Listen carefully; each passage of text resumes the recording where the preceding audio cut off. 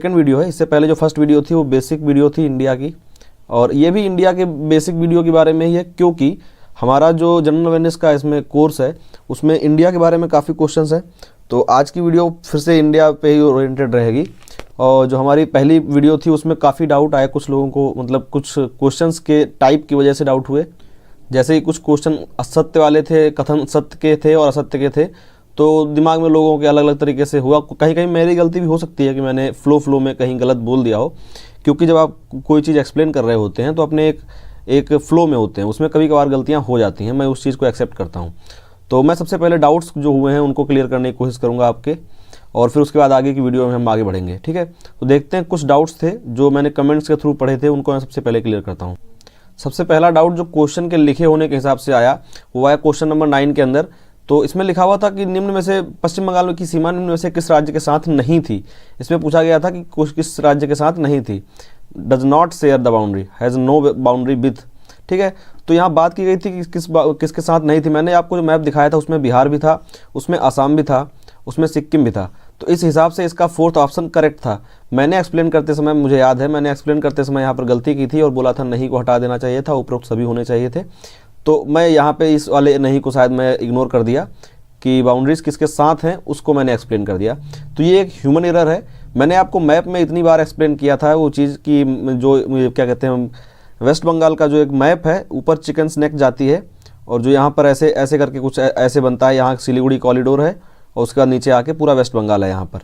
ठीक है, तो मैंने उस मैप में आपको अच्छे से एक्सप्लेन कर दिया था कि ऊपर ये सिक्किम से भी लगता है, इधर इसकी थोड़ी सी सीमा नेपाल से भी लगती है और भूटान से भी सीमा लगती है और फिर आसाम से भी लगती है सीमा, और वेस्ट बंगाल के साथ तो लगती ही है। तो क्या कहते हैं, बंगाल के साथ तो लगती ही है। तो मैंने जो मैप में एक्सप्लेन किया था वहाँ से आपको 1% का डाउट नहीं बचा होगा। इस चीज़ की तो खैर एक तरीके सभी लोग ये मान भी रहे थे, लेकिन वो मेरे बोलने की वजह से थोड़ा सा डाउट क्रिएट हो गया था। और दूसरा डाउट जो है मैं उसके बारे में बात करता हूँ। कुछ जो और डाउट्स थे उनके मैं सोल्यूशंस लिख के रखा हुआ हूँ, तो मैं आपको एक्सप्लेन कर देता हूँ एक साथ में। पहला तो डाउट यही था कि क्या कहते हैं, जो तटीय सीमा की बात थी वहाँ पे यहाँ पे भी थोड़ी सी मिस्टेक हुई थी। 9 स्टेट्स प्लस 2 यूनियन टेरेटरीज थी, जिसमें पहली यूनियन टेरेटरी थी दमन एंड द्वीप, यहाँ पे मैंने नीचे लिखी हुई है दमन एंड द्वीप, और पांडिचेरी। ये दो क्या कहते हैं यूनियन टेरेटरीज थी जो तटीय सीमा पर थी। ठीक है, उसके अलावा 2 हमारे पास द्वीप थे। ये भी शायद मिस्टेक हुई होगी मुझसे थोड़ी सी बोलने में और आप लोगों को समझने में, तो इस वजह से मैं ये भी एक्सप्लेन कर देता हूँ यहाँ पर कि 9 स्टेट्स प्लस 2 यूनियन टेरेटरीज हैं मेन लाइन इंडिया की जो तटीय सीमा पर हैं। इस तरीके से 11 हैं टोटल जो तटीय सीमा पर हैं, प्लस 2 द्वीप हैं। तो क्वेश्चन किस हिसाब से पूछा जा रहा है वो आप देख लीजिएगा कि आपसे क्वेश्चन अगर पूछा जाता है कि मेन लाइन इंडिया के कितने राज्य हैं, तो राज्य हो जाएंगे, राज्यों का आंसर हो जाएगा 9। और पूछता है कि यूनियन टेरेटरीज मिलाकर कितने ऐसे यूनियन टेरेटरीज और स्टेट हैं जिनके पास तटीय सीमा है, तो टोटल हो जाएंगे आपके 9 + 4, क्योंकि जो द्वीप है उनके पास भी तटीय सीमा है, तो 9 + 4 हो जाएंगे 13, मतलब 13 इसका आंसर हो जाएगा। तो इसमें जो क्या कहते हैं, और इसमें कुछ लोगों को ये भी डाउट था कि सर गोवा आपने लगाया या तेलंगाना, वहाँ पे ऑप्शन में तेलंगाना भी था। तो तेलंगाना तो आप वैसे ही अगर ऑप्शन कट कर सकते हैं, क्योंकि तेलंगाना के पास तो कोस्टल बाउंड्री है ही नहीं। तो उसका जो आंसर था वो गोवा था कि सबसे लोएस्ट बाउंड्री जो है, सबसे क्या कहते हैं शॉर्टेस्ट बाउंड्री, अगर बात की जाए शॉर्टेस्ट बाउंड्री की, तो सबसे शॉर्टेस्ट बाउंड्री गोवा के पास है। ठीक है, और दूसरा डाउट जो था वो ये था कि पश्चिम बंगाल वाला, ये मैंने भी फिर से लिख दिया। पश्चिम बंगाल की बात हो रही थी किन राज्यों के साथ सीमा शेयर करता है, तो मैं एक बार फिर से लिख दिया हूँ। ऊपर से नीचे की तरफ जब आप आएंगे, सबसे पहले असम के साथ सीमा शेयर करता है, फिर सिक्किम के साथ सीमा शेयर करता है, फिर बिहार के साथ शेयर करता है, फिर झारखंड के साथ शेयर करता है, उसके बाद उड़ीसा। तो ये 5 स्टेट्स हैं इंडिया के 5 स्टेट्स हैं जिनके साथ ये अपनी सीमा शेयर करता है। ठीक है, और उसके अलावा अगर बात की जाए तो बांग्लादेश, क्या कहते हैं यहाँ पर पश्चिम बंगाल, भूटान के साथ, बांग्लादेश के साथ और नेपाल के साथ, ये 3 देश हैं जिनके साथ अपनी सीमा शेयर करता है। ठीक है, इतने तो ये डाउट थे। एक और प्रॉब्लम जो आ रही है वो ये आ रही है कि सर इंग्लिश और हिंदी की सबसे ज़्यादा प्रॉब्लम आ रही है। एक और प्रॉब्लम जो बार बार लोग नीचे लिख रहे हैं इंग्लिश और हिंदी के बारे में। तो अब प्रॉब्लम ये है कि अगर मैं एक वीडियो के अंदर इंग्लिश और हिंदी दोनों चीज़ें सेम वाक्य हिंदी में और इंग्लिश में नरेट करूँगा, सेम स्टेटमेंट अगर इंग्लिश और हिंदी में दोनों में नरेट करूँगा, तो थोड़ा सा पॉसिबिलिटी इस चीज़ की थोड़ा सा बोरिंग भी हो जाएगी वीडियो और अजीब सी हो जाएगी।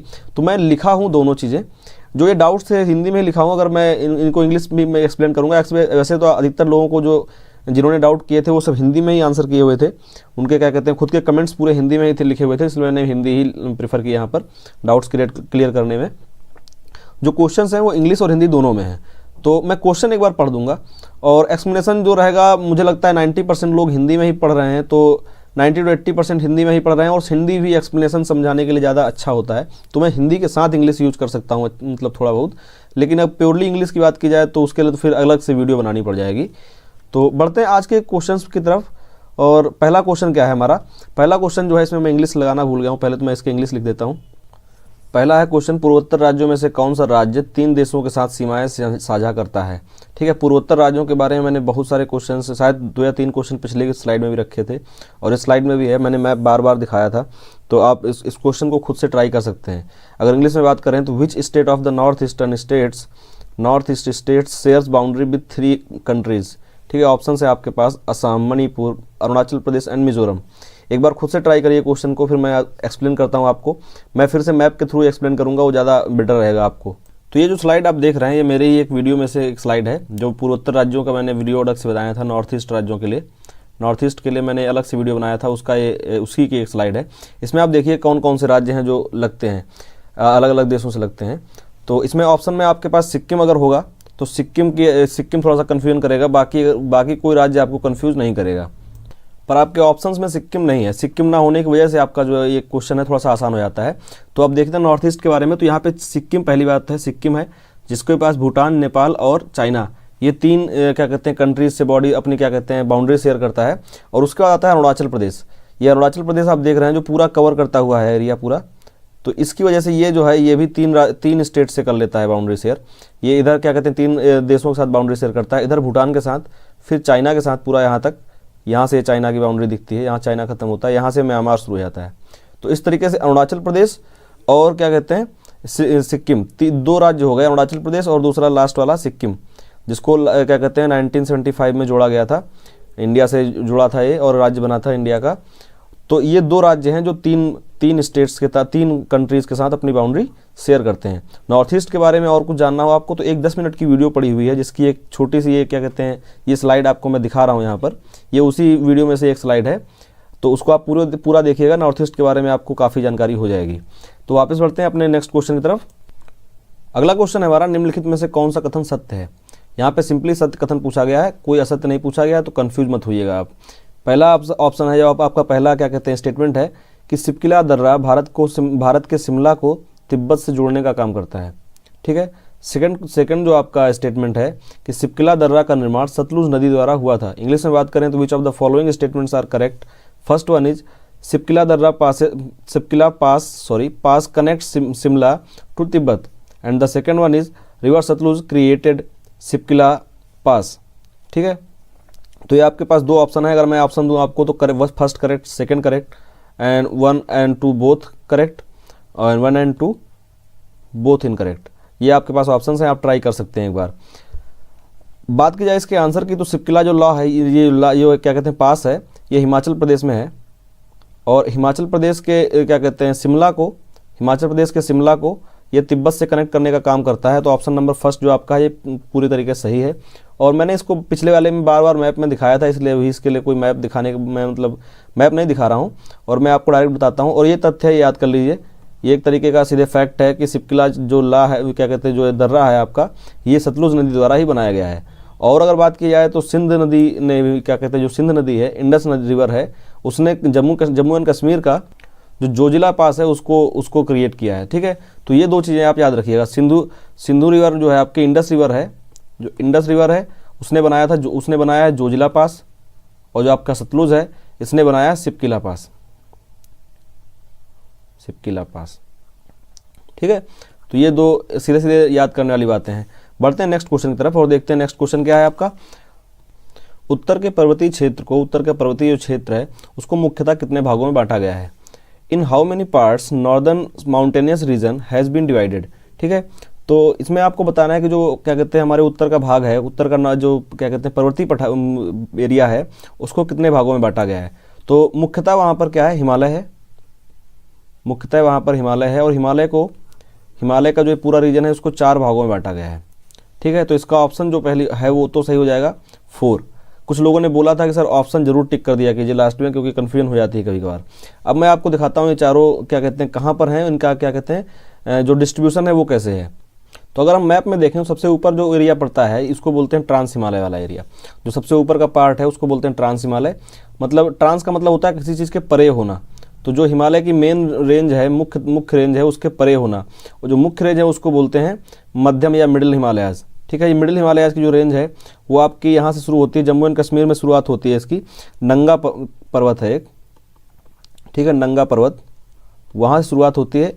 और अरुणाचल प्रदेश के नामचा बरुआ, जो मैंने अभी आपको शायद नेक्स्ट क्वेश्चन में आपके पास आ जाएगी, इसका कहते हैं, इसको मैंने बताया, इसके बारे में पूछा है, नामचा बरुआ। ठीक है, तो जो नामचा बरुआ है क्या कहते हैं अरुणाचल प्रदेश का, वहाँ पर ये रेंज ख़त्म होती है। ये है मिडिल हिमालयाज की। इसके ऊपर जो इसके पार जो क्या कहते हैं रेंज है माउंटेनी रेंजेज है, उनको बोला जाता है ट्रांस हिमालयाज। तो यहाँ पे आपकी काराकोरम रेंज पड़ती है, और उसके बाद यहाँ पे और दो रेंजें पड़ती हैं। कैलाश पर्वत की यहाँ पे कैलाश पर्वत वाली रेंज पड़ती है। तो इसमें 4 रेंजें आती हैं बेसिकली। अगर देखा जाए तो कन्फ्यूजन ना हो आपको, तो पहले मैं 4 जो बेसिक पार्ट्स हैं 4 वो लिख देता हूँ, उसके बाद उनका जो क्या कहते हैं डिवीज़न है वो आपको एक्सप्लेन करूँगा। तो ये है 4 डिस्ट्रीब्यूशन, जिसमें पहली बात तो सबसे मेन जो डिस्ट्रीब्यूशन हुआ है इन 4 भागों में बांटा गया है, जो कि आपके क्वेश्चन का आंसर था। ठीक है, अब ट्रांस हिमालय में पड़ने वाली 4 मतलब मेन जो रेंज हैं, उनमें से सबसे पहली रेंज आती है आपकी काराकोरम। सेकंड जो आपकी है वो है लद्दाख। पहली काराकोरम, सेकंड लद्दाख, और जो थर्ड वन है वो जास्कर यहाँ पे पड़ता है। ठीक है, उसके बाद आता है कैलाश माउंटेन जो की रेंज है, जो आपकी तिब्बत के एरिया में आती है, तिब्बत वाले एरिया में यहाँ पड़ती है। और उसके बाद जो आ जाता है आपका ये सबसे ज़्यादा जो सबसे इंपॉर्टेंट ग्रेटर हिमालय। तो ग्रेटर हिमालय जो है उसमें ही आपकी जितनी बड़ी बड़ी चोटियाँ हैं, जैसे नेपाल में एवरेस्ट की चोटी पड़ती है, फिर क्या कहते हैं, और जो दूसरी इंडिया में पड़ने वाली चोटियाँ हैं, कंचनजंगा जो सिक्किम के पास में है, और फिर क्या कहते हैं नंदा देवी, जो मैंने एक्सप्लेन किया था शायद किसी वीडियो में कि नंदा देवी इंडिया में पड़ने वाली इकलौती क्या कहते हैं इंडिया में जो पूरी तरीके से इंडिया में इकलौती पीक है नंदा देवी, जो सबसे ऊंची है। ठीक है, अगर बात किया सबसे ऊंची पीक की, तो नंदा देवी वो पीक है जो इंडिया में है पूरी तरीके से और सबसे ऊंची है। ठीक है, इसके बाद अगर बात करते हैं पहले अगर ट्रांस वाले हिमालय में देख लें, तो वहाँ भी एक सबसे इंपॉर्टेंट चोटी है जो K2, अभी तक जिसको भारत का सबसे ऊंचा शिखर माना जाता था K2, वो यहाँ पर है। लेकिन अब वो क्या है, POK में है, तो अधिकतर ऑप्शंस में आपको वो नहीं मिलेगा। अगर वो मिलता भी है थोड़ा सा डाउट हो जाता है क्वेश्चन पे, क्योंकि वो जो क्वेश्चन आते हैं थोड़े से अब क्लियर कट आते हैं। या तो आपसे पूछा जाएगा कि इंडिया में पड़ने वाली सबसे बड़ी चोटी, या फिर उस ऑप्शन में आपको K2 मिलेगा ही नहीं, क्योंकि वो एक क्या कहते हैं डिस्प्यूटेड टेरिटरी है, जिस पे अभी कुछ भी क्लियर नहीं है।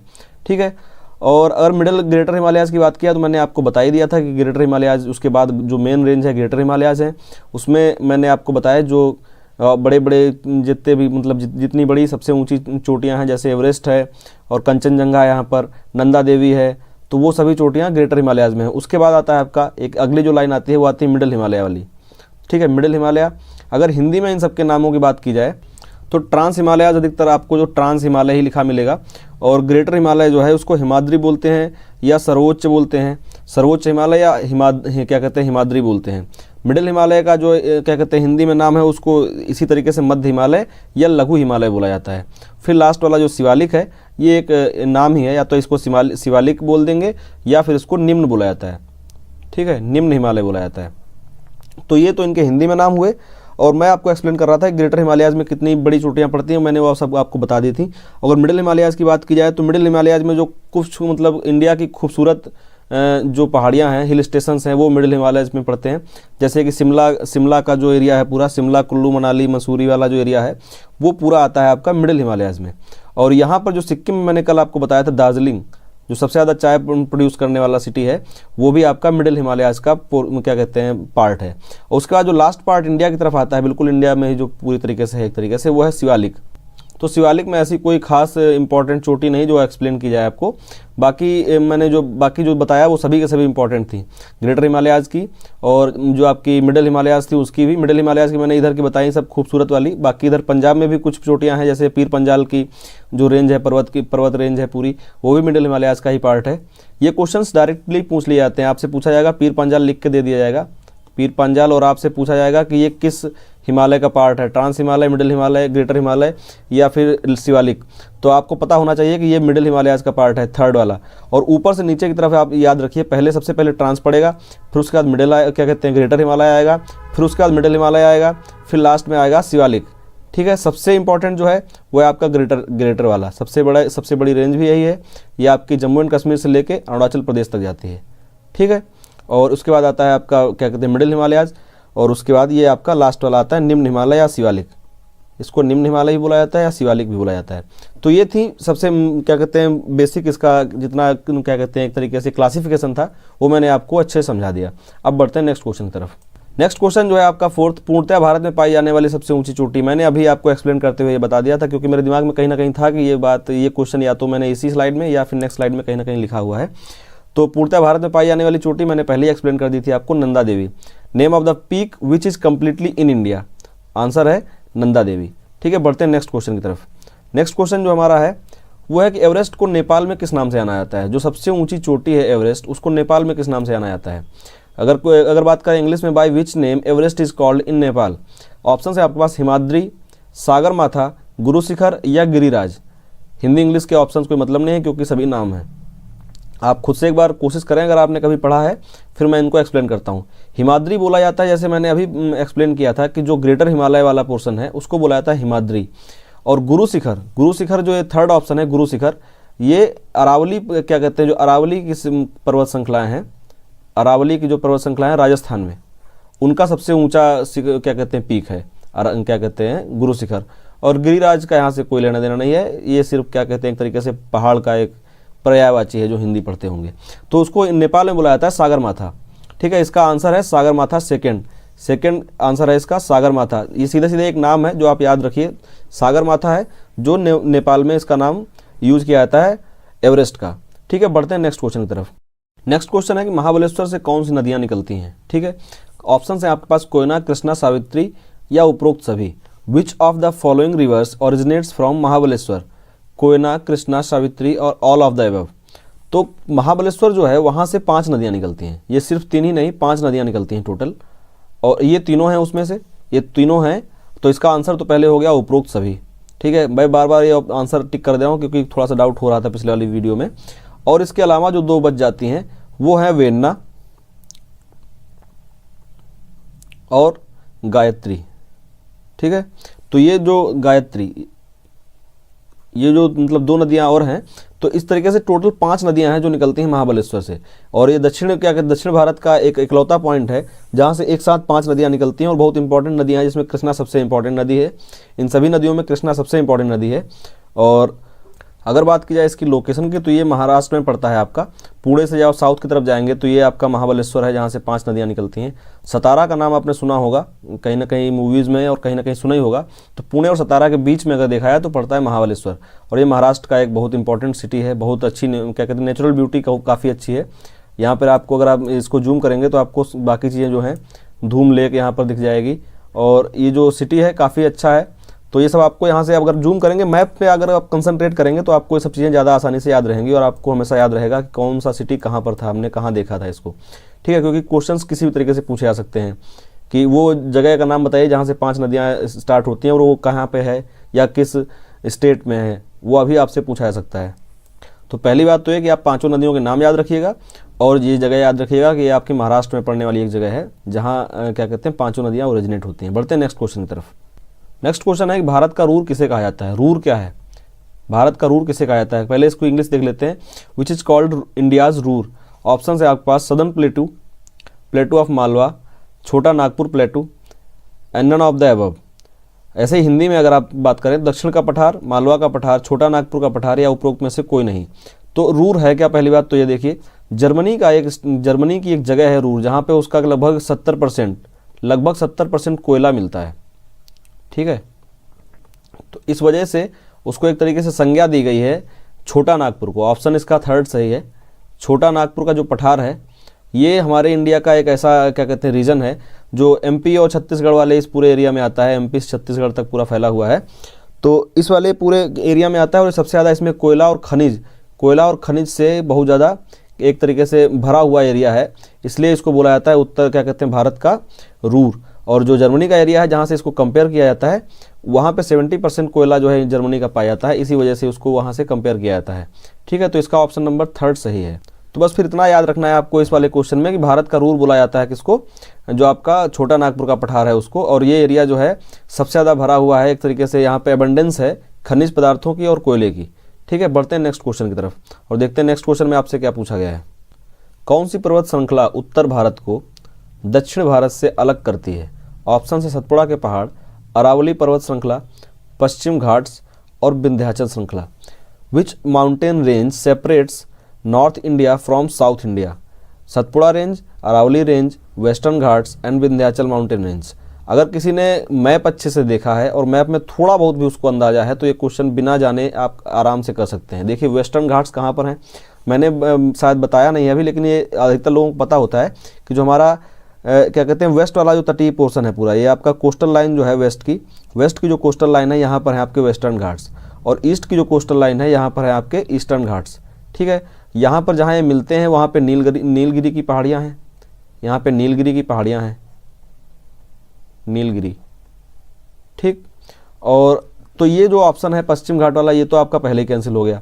उसके बाद अरावली की पर्वत श्रृंखला, अभी मैंने बताया था कि अरावली की पर्वत श्रृंखला राजस्थान में है, और राजस्थान इंडिया के कहाँ पर पड़ता है? राजस्थान इंडिया के वेस्ट का एक पोर्शन है, तो ये कैसे नॉर्थ और साउथ को अलग कैसे कर सकता है? तो ये आपका सेकंड ऑप्शन भी गलत हो गया।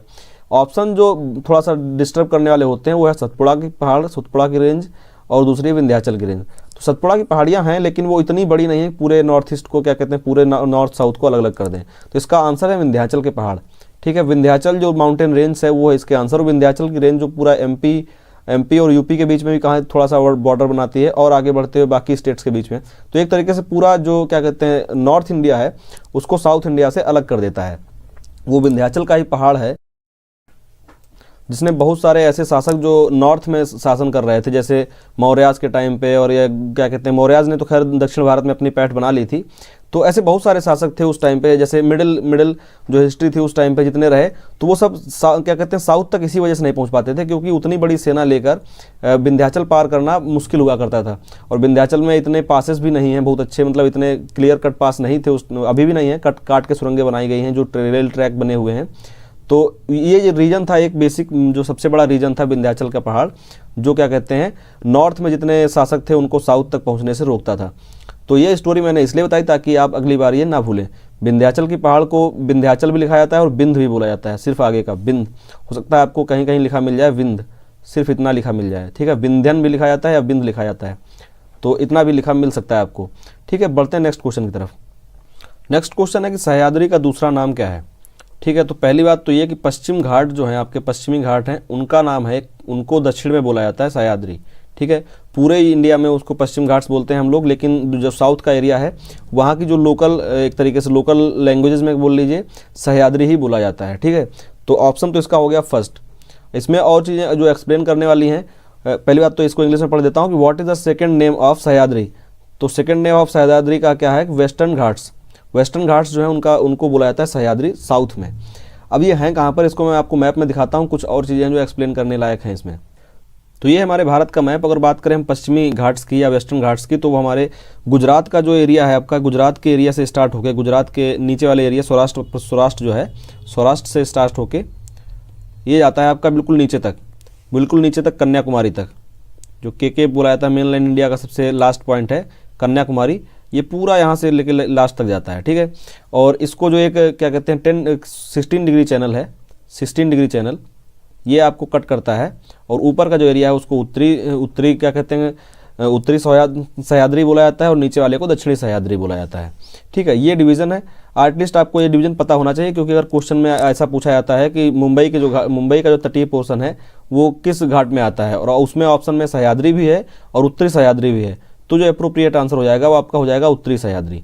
तो एटलीस्ट आपको ये पता होना चाहिए कि ऐसा कोई डिवीज़न किया गया है। ठीक है, अगर बात की जाए यहाँ सबसे नीचे पॉइंट की, तो ये जो सबसे नीचे वाला पॉइंट है यहाँ पे नीलगिरी की पहाड़ियाँ हैं, और ये आपके जो पूर्वी घाट है, ये पूर्वी घाट आपका यहाँ से पूरा होते हुए नीलगिरी की पहाड़ियों पे ही दोनों घाट आपस में मिलते हैं। ठीक है, और यहाँ पर क्या कहते हैं पास है जिसको बोला जाता है पाल घाट। तो इसका आंसर जो हो गया वो हो गया सह्याद्री। ठीक है, सह्याद्री का आंसर जो हो गया इसमें पश्चिमी घाट्स होगा, ये इसका फर्स्ट ऑप्शन आपका सही हो जाएगा। मैं हर बार ऑप्शन टिक कर दे रहा हूँ। ठीक है, अब कोई कन्फ्यूजन नहीं होगी। जो आपका वेस्टर्न घाट्स है जो इसका आंसर है। अब बढ़ते हैं नेक्स्ट क्वेश्चन की तरफ और देखते हैं नेक्स्ट क्वेश्चन क्या है। तो नेक्स्ट क्वेश्चन क्या है आपका, दक्षिण भारत की सबसे ऊंची चोटी का नाम बताइए। तो दक्षिण भारत की सबसे ऊंची जो चोटी है वो आपकी क्या कहते हैं, चोटी का नाम इसमें लिखा नहीं है, एक्चुअली गलत है, यहाँ पे लिखा हुआ है। लेकिन अगर आपको पता है तो आप इसका आंसर कर सकते हैं कि जो अन्नामलई की जो पहाड़ियाँ हैं, अन्नामलई की जो पहाड़ियाँ हैं इसमें है सबसे ऊंची चोटी। और इसकी सबसे ऊंची चोटी जो है वो है अनैदिमुति इसकी सबसे क्या कहते हैं ऊंची चोटी है, जो कि अन्नामलई की पहाड़ियों में पड़ती है। अगर बात की जाए डोटा बेट्टा की, तो ये नीलगिरी की सबसे ऊंची पहाड़ी है। ठीक है, नीलगिरी की सबसे ऊंची पीक है, नीलगिरी की सबसे ऊंची पीक है। और ये सदर्न इंडिया की, आपकी साउथ इंडिया की सेकंड सबसे हाईएस्ट पीक है। तो ये तो हो गया आज के 10 क्वेश्चन का एक्सप्लेनेशन। आज 10 ही क्वेश्चन रखते हैं, क्योंकि थोड़ा सा आज थोड़ा आप भी अपने साथ अपने घर वालों के साथ टाइम दें और एंजॉय करें अपने टाइम को। और मिलते हैं अगली वीडियो में, उसमें होगा पूरे 15